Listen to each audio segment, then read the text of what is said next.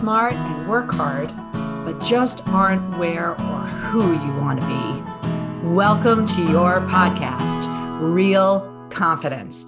I'm your host, Alyssa DeVere, and I'll be sharing a bit of brain science, some surprising social secrets, and a touch of tough love.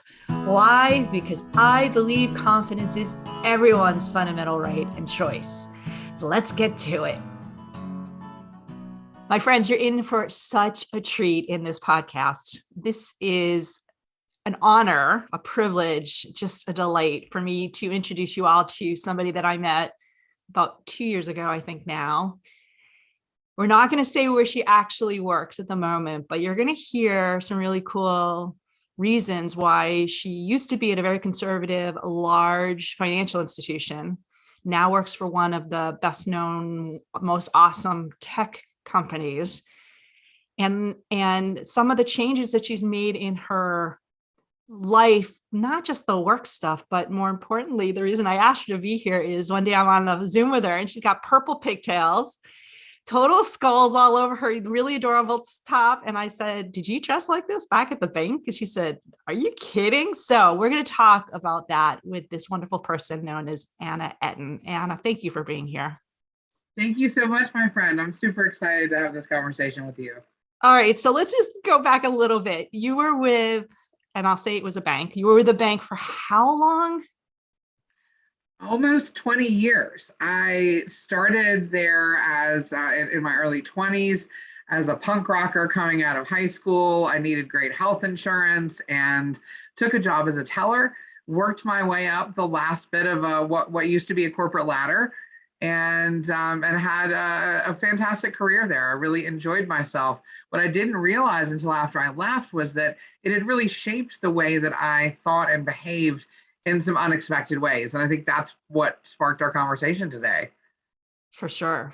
So give some examples. What were some of the things that I guess in hindsight, or maybe even just, were there things that you knew then and there, you're like, oh, I'm doing this, but I really don't want to?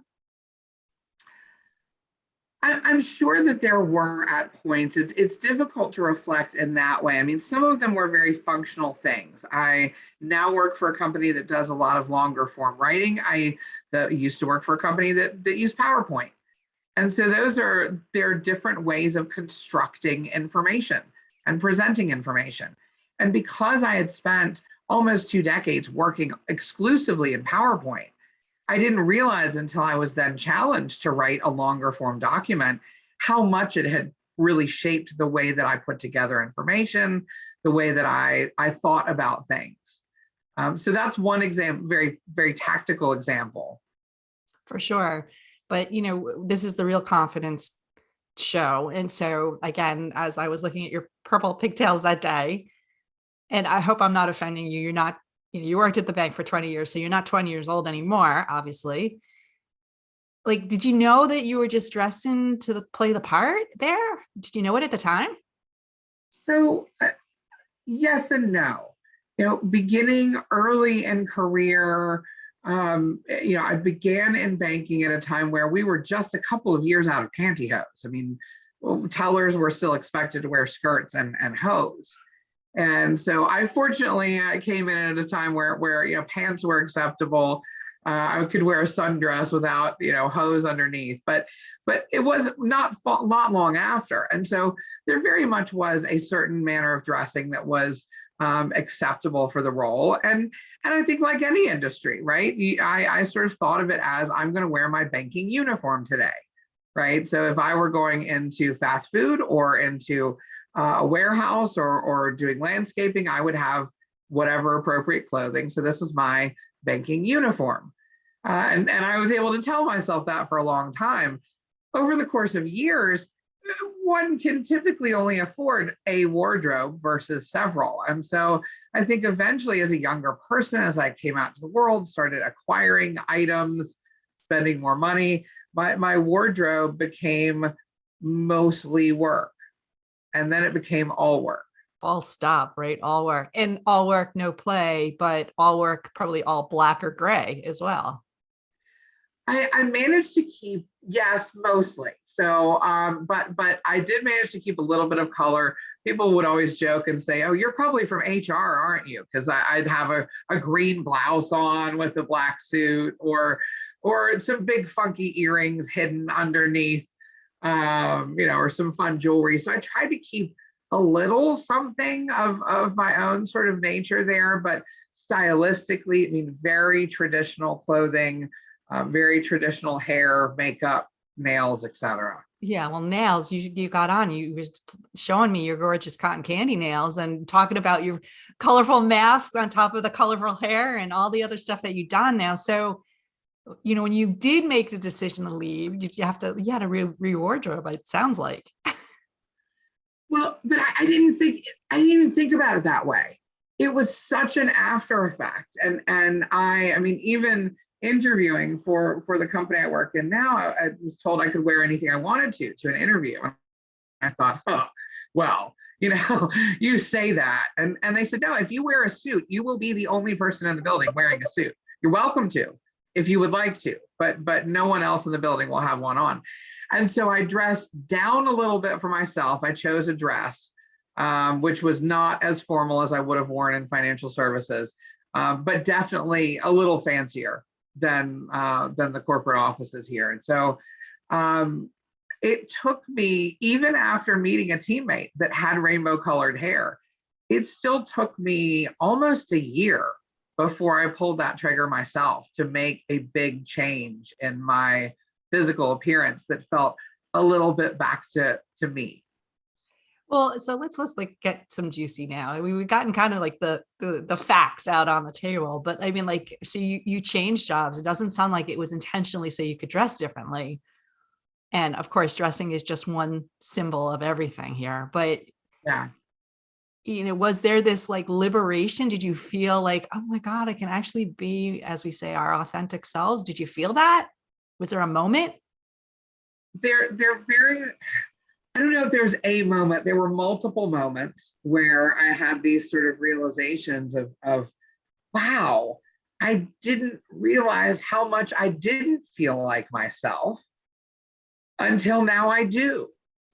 And so I think a couple of those things that sort of sparked my memory right off. One was just the complete nonchalance with which everybody looked at my tattoos. I mean, nobody cared anything at all that I had tattoos here. I got zero reactions except positive ones when I dyed my hair purple. I dyed my hair sort of a dark purple, and the only thing I heard from colleagues were compliments about how nice it looked, and I happened to have a purple wall in my office, and somebody said, "You're glowing against your wall," and so I mean, I really didn't realize how much I didn't feel like myself until some of these things started happening. And the wardrobe was a bit later than the hair. I went for the hair first, and then the wardrobe certainly started to change. COVID and working from home more often helped that as well, Sure. and just being able to be in my own space.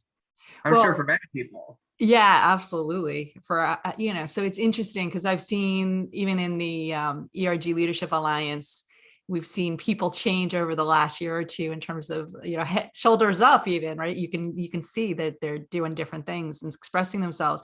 So I didn't say it in the beginning of the introduction here. You kind of dropped a little hint, but you are not just in HR, but you are in diversity, equity, inclusion now. And I wonder, in hindsight, what were like some of the gems that you've learned in your own journey to bring forward yourself and now be able to say to other people, this is really important. And like, what are some of the things that you wish you knew then?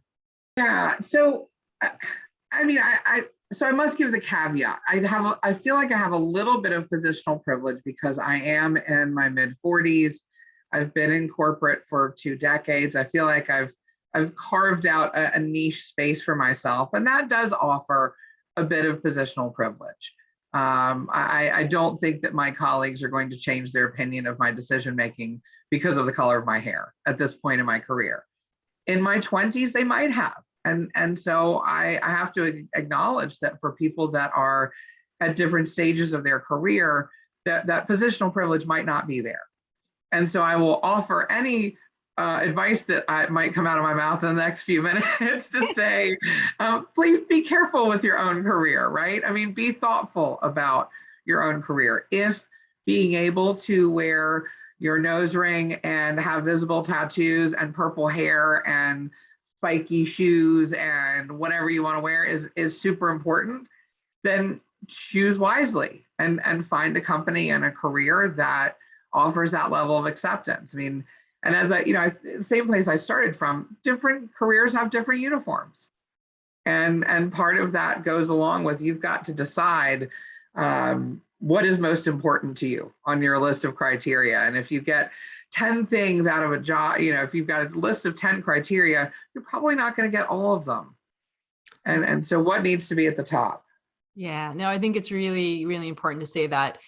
I think not only the culture and the industry and you as a person, these are all factors in it. And as we come back from our break, we're going to really sit down and think about, what is it if somebody's feeling like they're just uncomfortable? We're in the middle, as we're recording, this great resignation. I think a lot of this is that turmoil of, I don't feel right in the job that I'm in, and how much and what can we tell people as far as figuring out those things that just feel like you're not in your own skin. Maybe it's your clothing, but maybe it's your boss. Maybe it's whatever. Maybe it's the industry or the task. So we'll come back in just a minute. But before we take a break, Anna, I don't want to lose the gem that you dropped, which is, I think we've heard from other people. In fact, we have a mutual friend, and her daughter got fired at a company because she wanted to have something on her car, right? So, as a professional, particularly in HR DEI space, are there laws, are there things that we need to literally tell people you need to be aware of so they don't get into that trouble? Because this was not a law, but it was certainly a cultural issue. Certainly, I would advise we should each be as familiar as we can with workplace laws in our own states and our own and municipalities, but certainly read your HR handbook from start to finish. It is there for a reason. There are things in there that may feel boring, but you don't know you need them till you need them. And so, I think information is one of the most valuable things that we can have. And so arm yourself with all of the information that you can about the companies that you're working for. Excellent. All right. So it's a great lead. And we're going to take a minor break for our sponsor. When we come back, we're going to talk some more specifics, how to really find your authentic self in a way that's safe and freeing and feels good to everyone. So we'll be right back.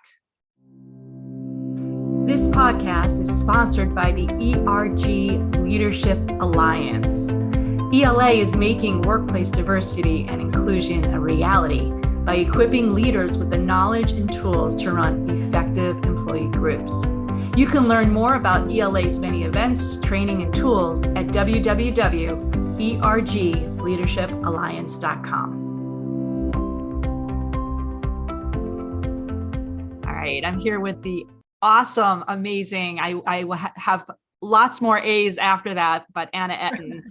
She's one of my favorite people on the planet. And I love you for so many reasons, including the fact that you decided to express yourself in a visual way at work. And it was serendipitous, if you will, because of your career change. But at the same time, I think there's a lot of people out there that are itching to express themselves. And I said on another podcast, I was actually doing a lot of editing this weekend, authenticity, that word kind of makes me twitch because it gives people permission to be assholes. And we're not talking about that kind of authenticity, right? Question for you. Somebody's at work. And this is a big loaded question. And I know this, Anna, but I can ask you because you're brilliant.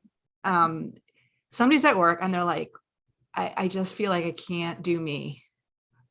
Do you remember what that felt like? And what would you tell your younger self or somebody out there who's feeling like they're just in the wrong outfit, maybe? Yeah, absolutely. And I similarly kind of roll my eyes when we have to thank people these days for being authentic, because I mean, that shouldn't have to be a thing, right? We should, I hope for each of us that we are able to be our authentic selves. But having been in places in my life where I couldn't, let's think back to that. So I think some of it is being willing to take small risks. And if that is, that could be with appearance, or that could be with the way that you are managing your work or your relationships in the workplace.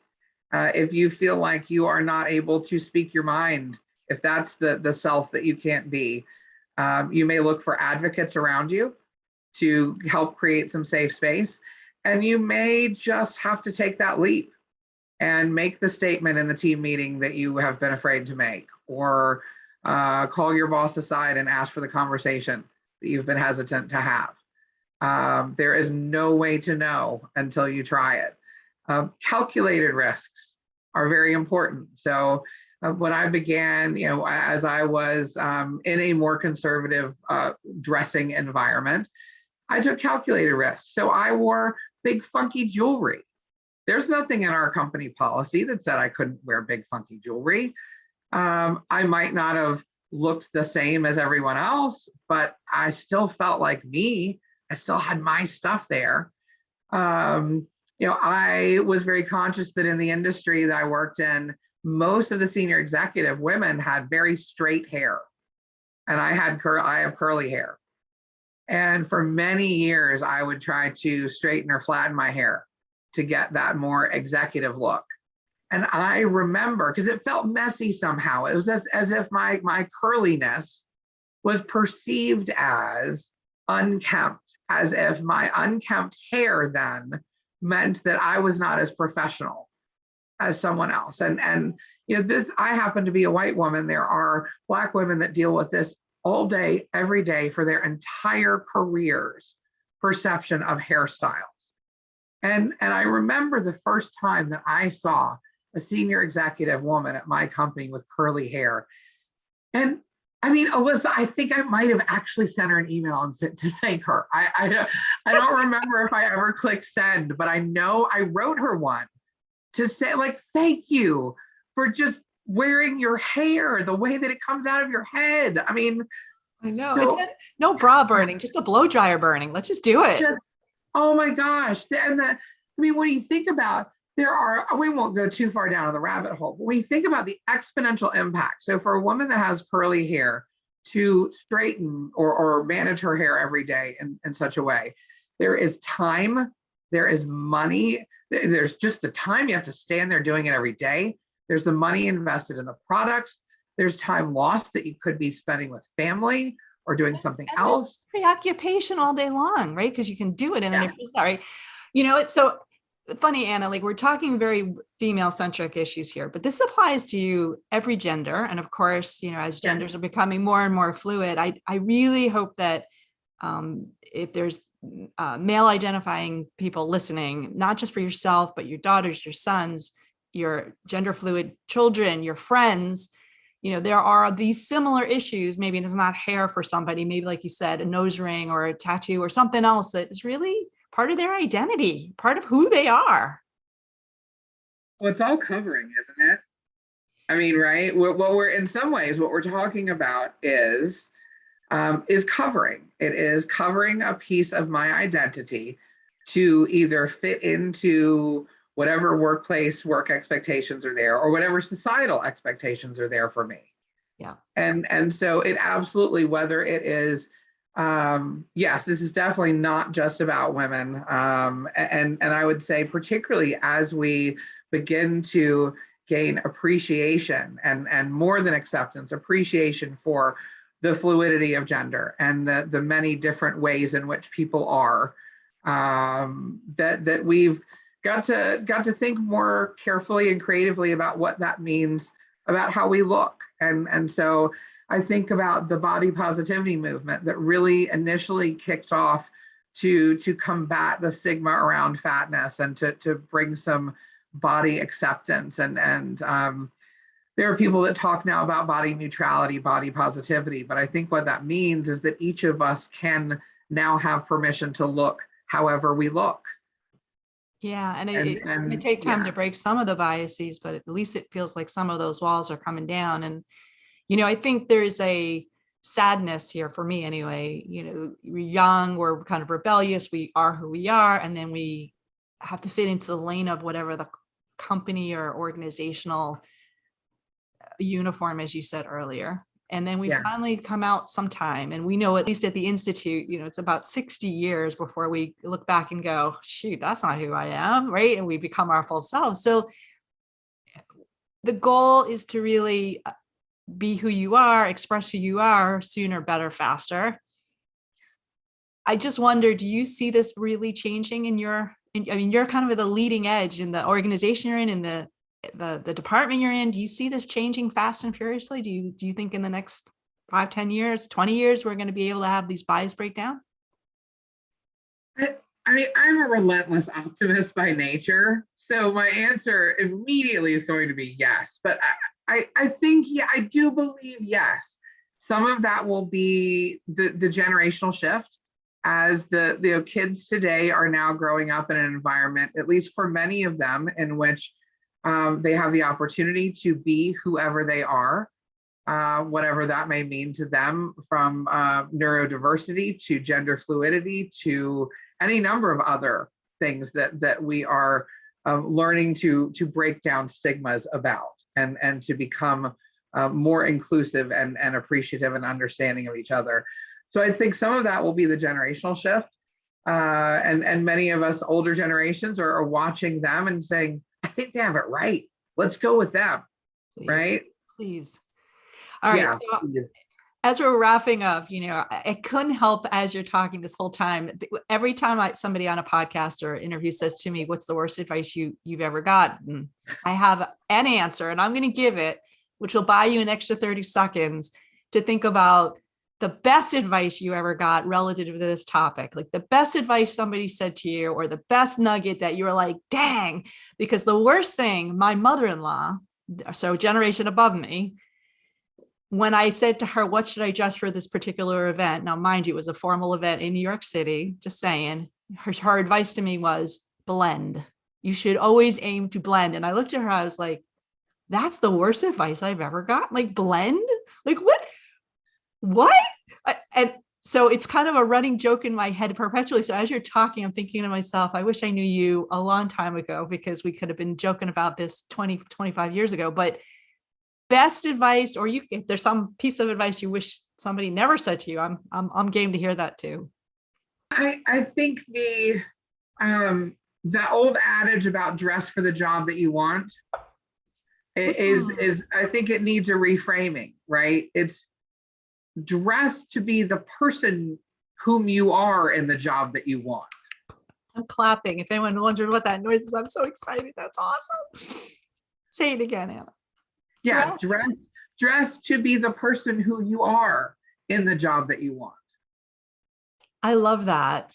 I love that, because I think that's where we want to push things to be, so that if somebody's really competent and passionate about the role that they're going to do, it really shouldn't matter what color their hair is or how many holes they have in whatever places they want, as long as they're bringing them whole selves to the job. That's awesome.